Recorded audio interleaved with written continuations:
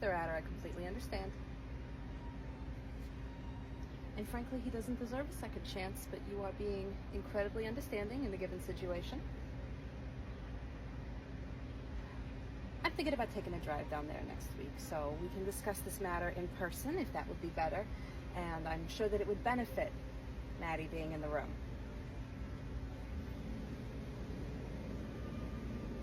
Well, thank you very much, Mr. Adder. I look forward to having that meeting. Fucking little shit. Hi, Nick, it's me. Apparently, I'm gonna have to do some rescheduling next week because one of my sons has decided to be a little shit. So could you just cancel the lunch we're gonna have with the Nigerians, and would you tell the Russians that I will send them a gift basket? Actually, no. Tell them Vanya's gonna send them a gift basket. But then ask Vanya where to get the good gift baskets for the Russians. Never hurts to be prepared, Nick, okay? How's it going over there anyway? We figure out that whole thing with the health department? Attaboy, I knew you'd do that for me. Professionally, of course. Yes, that is wonderful news, Mr. Knott. I will get back to you about that post-haste. Thank you very much. Hi, baby. How are the horses? See, baby, I told you it wasn't going to be that bad, all right? I know this was not exactly what you planned on doing during your summer vacation, but horses are important to my family. So, treat you nice down there? But don't lie to me, because I made Alex go with you for a reason. If they were rough, he'll tell me. I don't know how much I appreciate this, okay? You're doing a lot of very mature shit for your age, and some of it I'm very proud of. Other stuff I prefer you not do, but this meant a lot to me, okay? Well, baby, I can't go down there because I'm a woman, so they needed a family representative, and I told my Uncle Owen I would prefer it not be you, but we don't really have anybody else to represent the O'Riordan's right now. And even if they were here, I doubt they'd do half as good a job as you did. You like the horses? Did you pick up anything else? You learn anything? You observe anything?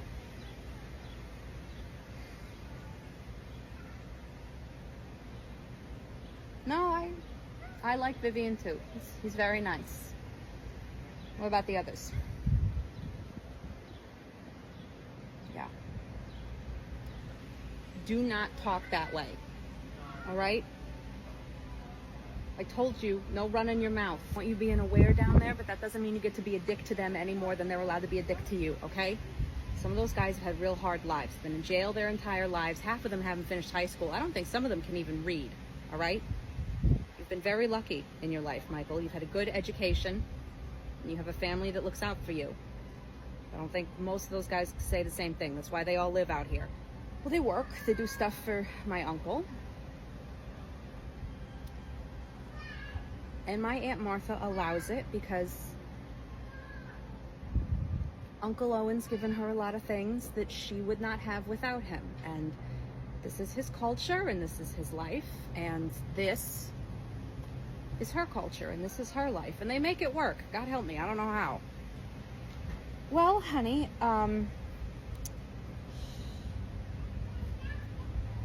when Aunt Martha was young, her grandfather got it into his head that she was not really a Parmelin. And she was not her father's child. And that was very hard for Aunt Martha and for Aunt Martha's mommy. And basically, her grandfather said that everything was going to go to her brother, Philip. And she wasn't going to get anything. You're right, it doesn't make any sense. But you know her. And you've seen what a nice lady she is. But, honey, if you take anything from this summer, this is what I want you to know, most of all. Men can say one dumb thing about a woman, and it ruins her life. And women can tell the truth about a man, and it'll also ruin their lives. So that's why you don't go around telling rumors about people, even if you think it's funny, even if you think it's harmless. And also, if you want to hurt somebody, that's the one way you should never do it. Because once it's out there, you can't take it back. And Aunt Martha had a lot of really bad things happen to her because everyone thought she was a bastard. One night, she went out with some girlfriends in London, she meets Uncle Owen, and he's very nice to her. And he talks about his family and how they're all very close. And he's got all these people that he's known since childhood that grew up on the same land. And that sounds nice for somebody that hasn't ever had that, you know? I know it's strange, baby, growing up with all of this stuff with the cars and the house and the pools down there, but you gotta understand, if you don't got anybody that cares about you, it doesn't matter how much material shit you got. You're the loneliest girl in the world. Well, baby, the reason that they live out here is because right before Martha and Owen got married, her dad hosted the wedding here. And that morning, it's traditional in her world that you go hunting. And 8 people went out into the woods for pheasant, and only 7 came back. Philip didn't load his gun properly, and it went off. And it killed him. And it was very sad, but it was also an accident.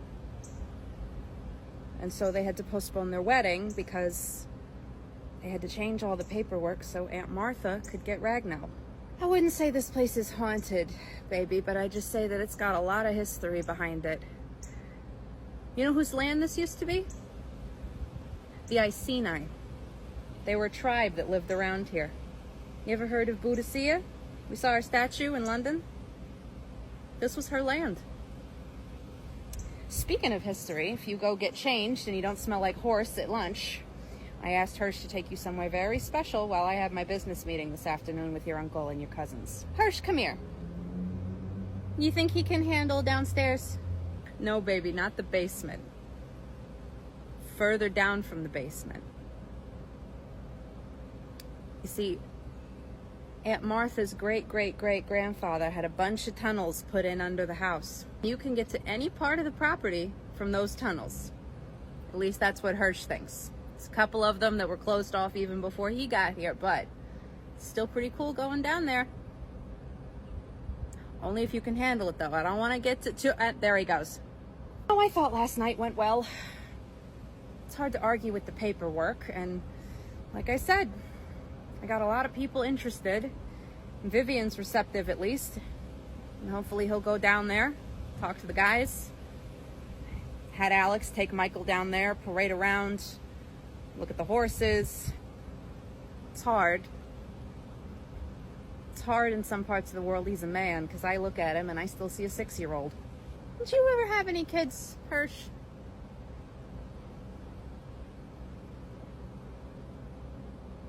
Well, if it makes you feel any better. Gave Alex the afternoon off.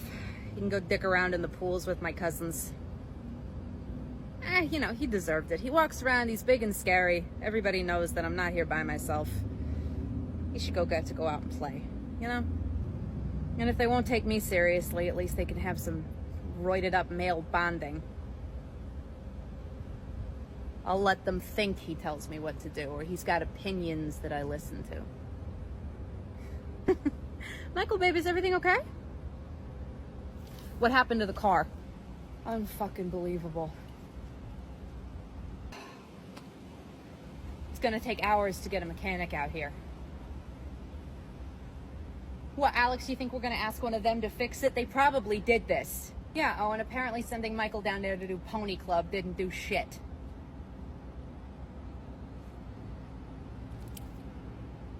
Really?